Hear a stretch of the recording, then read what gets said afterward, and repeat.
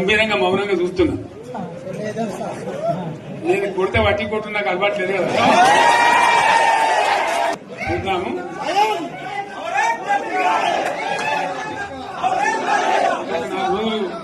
కానీ అన్నట్టుగా నేను చూస్తా ఉన్నా. కానీ మనోళ్ళందరూ కూడా ప్రతిపాదిస్తుంది ఏంటంటే, ఒక సంవత్సరం జరిగిపోయింది, సంగమేశ్వర ఆన్నే పన్నది, బసవేశ్వర ఆన్నే పన్నది, పాలమూరు ఉత్పత్తుల పథకం ఆన్నే పన్నది, కాళేశ్వరం అట్లా ఎండబెడుతున్నారు, ఇవన్నీ అన్యాయాలనే. కాబట్టి ఫిబ్రవరి నెలాఖరులో ఒక పెద్ద బహిరంగ సభ పెట్టాలి, ఇక్కడ కథ చూడాలి అని జరుగుతూ ఉంది. కాబట్టి మీరు కూడా పెద్ద ఎత్తున దయచేసి ఆ సభకు కదిలి రావాలి, కదా దూరమే ఉండదు. ఆ రకంగా తెలంగాణ శక్తి ఏందో మరొకసారి చూపించి వీళ్ళ మెడలు వంచి ఇప్పుడు సాధించాలి. భవిష్యత్ కోసం కూడా కొట్టాడకు మనం సిద్ధంగా ఉండాలని తెలియజేసుకుంటూ, పరమేశ్వర్ గారికి అంతటి లోకమంత్రమైంది. కోటి రూపాయల భూమి ఇప్పుడు 50 లక్షల కాకపోలేదు.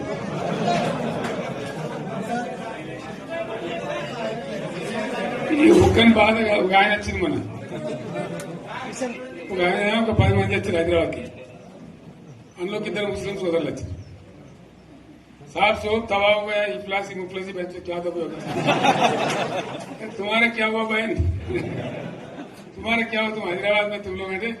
मेरा कारोबार है साहब, मेरा छोटा मोटा कारोबार है, होटल भी है, 70% गिर गया. हर कोई पूछ रहे, हर कोई केसीआर को याद कर रहा है सामान. వాళ్ళు మాట్లాడుతున్నారు. ఎక్కడ ప్రతి ఒక్కరు భూముల ధరలు పోయినాయి, మందు పోయినాయి, మసాలా అన్ని పోయినాయి. ఎంత మంచిగా 4 ఎకరాల రైతు నేను 4 కోట్ల ఆసాగా అనుకుంటుండే, అంత ధీమా ఉంది, ఎంత బాగుండే.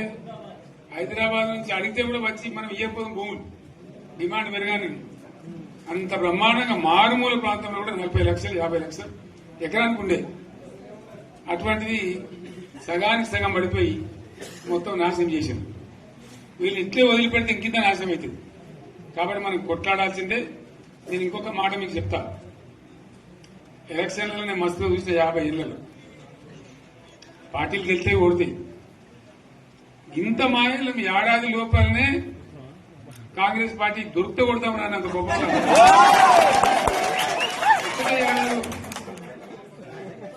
ఇంకా వాళ్ళ బొంద తెలివికి నిన్న వాని పార్టీడే మంది పెట్టలు అదేందో పోలింగ్ పెట్టిన వాడు చూసిరా మీరు. ఆ పోలింగ్ పెడితే 70% మనకు వచ్చింది, 30% మనకు. వాడు పెట్టింది మనం పెట్టింది కాదు.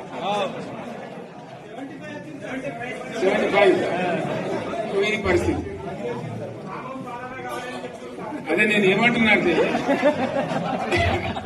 ఫామ్ హౌస్ అంటే ఏముంటది, వారి ఉంటది, మాకు ఉంటది, అలా ఉంటది. కాంగ్రెస్ వాళ్ళు అంతా మనసు చేస్తే పారబడి తవ్వచ్చు కూడా లంగత. దీన్ని ఫామ్ హౌస్ అని మనం బదనాం చేసి అంతే కదా. నేను ఏమంటున్నానంటే, అన్ని మబ్బులు విడిపోయినట్టు ప్రజలకు అన్ని తెలిసిపోతున్నాయి. మంచి ఏంది, చెడ్డ ఏంది, ఏం జరిగింది అన్ని ఇంకా ఘోరమైంది నేను చెప్తున్నా. వీళ్ళ తెలియదక్కతనానికి ఏమైంది, నిన్న మొన్న రిపోర్ట్ వచ్చింది. Comptroller and auditor general of India అని కాగ్ అంటారు దాన్ని. కాగ్ రిపోర్ట్ వచ్చింది.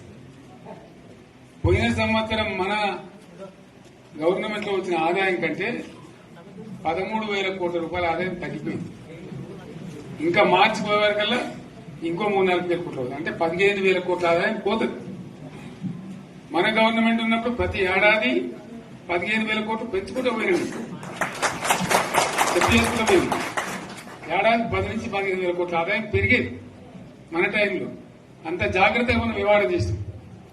ఇలా ఉల్టా 15,000 కోట్లు పడిపోయింది. ఇంకా వాడేమిస్తాడు, ఇంకా ఇస్తారా? ఇంకో 4-5 నెలలకి జీతాలకే కష్టమైంది.